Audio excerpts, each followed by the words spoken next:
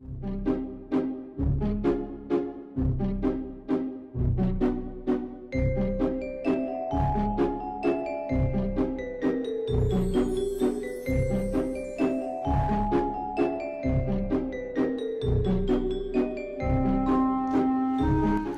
beautiful people, it's time for a glimpse of encouragement. Yes, I love that. I know I love Wendy, y'all. One day I am going to have some tea with Wendy. Yes. Yes. Okay. I promise that I am going to have this video done under 5 minutes. I hope so. I'm gonna really try. Definitely going to make an effort under 5 minutes, okay? Yes. Okay, let me stop rambling and maybe I can get to it. Sometimes you will have to do it afraid. Yeah. The things of God sometimes can be a bit complex to us, but to Him, that's another story. I mean, He can do anything. But as humans, I mean, speaking for myself, it can be so scary. So just do it afraid. Whatever it is that you need to do, do it afraid. Because that's the only way that you're going to break free from the fear. I think I shared this before. I don't know. I mean, I have new people watching my videos all the time, so I'm going to share it again. I was extremely shy. And you like, Selena, you talk too darn much now. No, really. I was so afraid to talk to people. And I remember my mom would say when I was little that I would not go to anybody. I would not talk to anybody.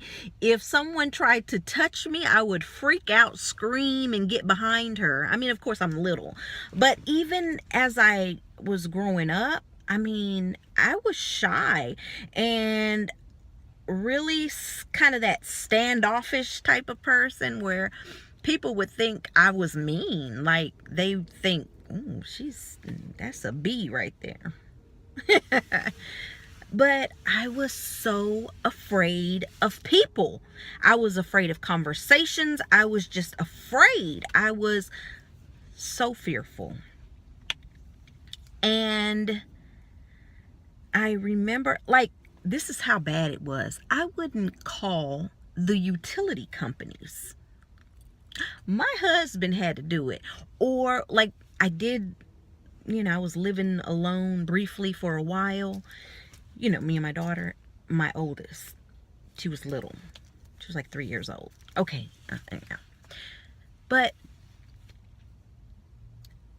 I couldn't, it took so much for me to build up the courage to talk to somebody on the phone, like the water company or the electric company or, my landlord. I mean, I don't know what the hell I was afraid of. I mean, it's not like they could come through the phone on me, or I don't know. Don't, thinking about it now, that was a setup from the enemy, having me be so afraid. I mean, like, I don't know what I thought the people were going to do, even as a little kid. I don't know, maybe snatch me up. I don't know. But that was a setup from the enemy to keep me afraid of speaking. Because now, look, if the Lord says He's got a word for somebody, I am going to call you, text you, random people in the stores, whatever. I'm going to come up to you. I'm going to talk to you. I want to know your story. I love people. Everybody has a story. Everyone, everyone has a story. And it can be so freaking fascinating. Okay, where was I? In saying all of this rambling that I do a lot of rambling, I don't know. I was wondering if Olivia got her ADD or ADHD from me. I was blaming the other side of the DNA, but you know what? It might be me. I don't know. Okay, well, look. Yes, I was so afraid. I was afraid of everything, but literally had to trust God in even the simplest conversations. And then when I went into leadership and they handed me like this huge pile of, I'm like fresh out of I'm fresh, like leadership fresh.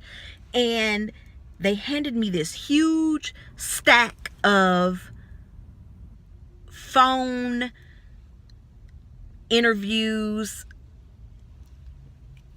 Y'all, I thought I was gonna pee right there. Like, they wanted me to call people, ask them questions to do the screening to make sure that they're suitable for an interview. I said, God, if you don't just step in here and enter in my body and help me out, I ain't gonna be able to do nothing. They're gonna fire me now. Really, that was it. That was the breaking point when I said, God, it can only be you, because Lord, I don't like talking to the utility companies. How you gonna have me talk to a bunch of random people about a job that's... God broke that off of me. That's when it was broken, when I just totally submitted to him and just knew that there's no way I could get through these phone process with these people without God. So after that, y'all, I was interviewing folks left and right. Even here at my new job, I'm an analyst, and they wanted me to come in and do interviews for a position, and just totally let me go with the flow. And yeah, anyways, but sometimes you just got to do it afraid and trust God that he will fill the gaps. When you think you don't have something to say, he will give you something to say and give you the courage to say it. I remember my first, in front of, I think it might have been at Pathway in the ladies ministry. But then from there, I was in front of a Baptist church sharing a word on New Year's Day.